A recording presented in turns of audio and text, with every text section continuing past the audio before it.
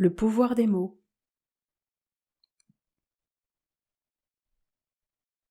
L'asservissement mental par la sémantique.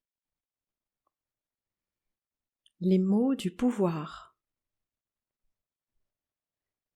Celui qui adopte le discours que l'ordre établi a élaboré pour lui devient automatiquement un relais de l'autorité.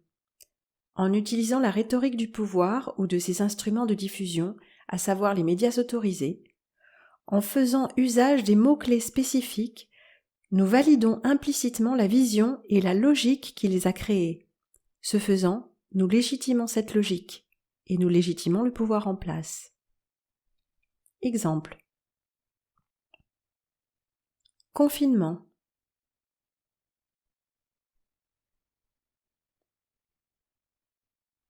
Il s'agit en réalité d'une privation de liberté décidée unilatéralement par les gouvernements ou les organisations transnationales derrière les gouvernements, comme l'OMS, sans aucune consultation.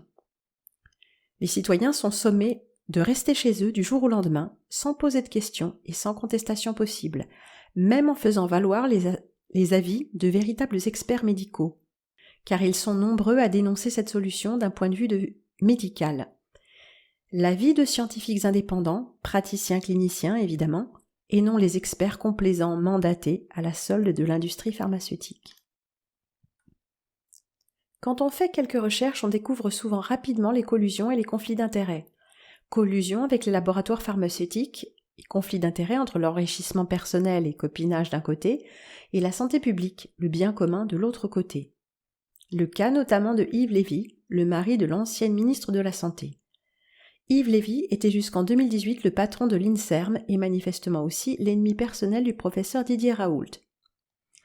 Yves Lévy est aussi engagé dans le lancement du laboratoire chinois dont serait peut-être issu le virus qui frappe la planète.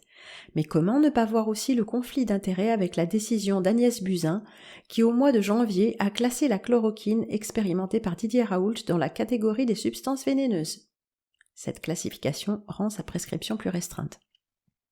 Arrêté du 13 janvier 2020. Journal officiel. Article 1. Est classé sur la liste 2 des substances vénéneuses, l'hydroxychloroquine sous toutes ses formes. Conclusion. Le confinement est une privation de liberté fallacieusement justifiée par des motifs d'urgence sanitaire contestés par les professionnels de la santé qui ne sont pas à la solde du pouvoir en place. Il s'agit d'une assignation à résidence, autrement dit un emprisonnement à domicile. C'est un enfermement arbitraire de la population, de portée transnationale, ainsi qu'une privation des droits civiques. Et au regard même des arguments avancés, elle est injustifiable. Théorie du complot. L'expression théorie du complot est une arme rhétorique désormais utilisée à tout propos par les tenants de l'ordre en place, quels qu'ils soient du reste. Les journalistes ou qui se présentent comme tels en font un usage courant, de même, curieusement, que ceux qui s'apprêtent à remettre en question des faits considérés crédibles par les sources accréditées par le pouvoir dominant. Ils semblent s'excuser par avance, et ce, malgré, selon les cas, la crédibilité de l'argumentation, l'abondance de preuves vérifiables, la nécessité de clarifier des points obscurs ou douteux, et dans tous les cas, la légitimité d'une approche critique. Or, par cette expression, toute tentative de considérer les faits sous un autre angle que celui autorisé est par avance déconsidérée. Mieux, celui qui la prononce est automatiquement légitimé en face de celui qu'il met en cause. La bonne vieille technique du « c'est celui qui dit qui est » en somme, que l'on apprend dans les cours d'école, et qui, comme chacun le sait, coupe court à tout argument raisonnable, c'est-à-dire à toute possibilité de réflexion et de raisonnement. C'est d'ailleurs le but.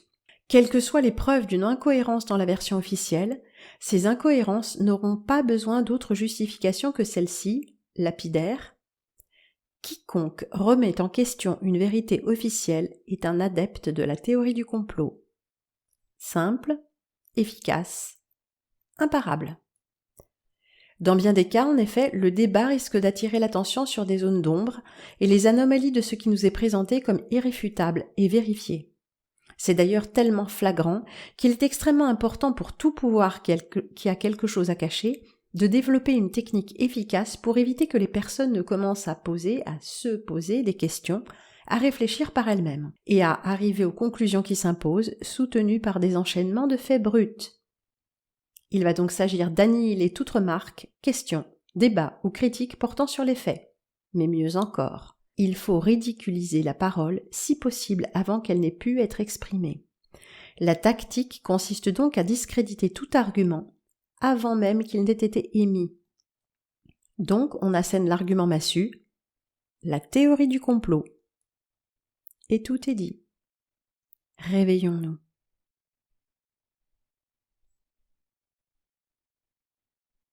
Retrouvez-nous, dossiers et documents sur nouslepeuple.c4.fr.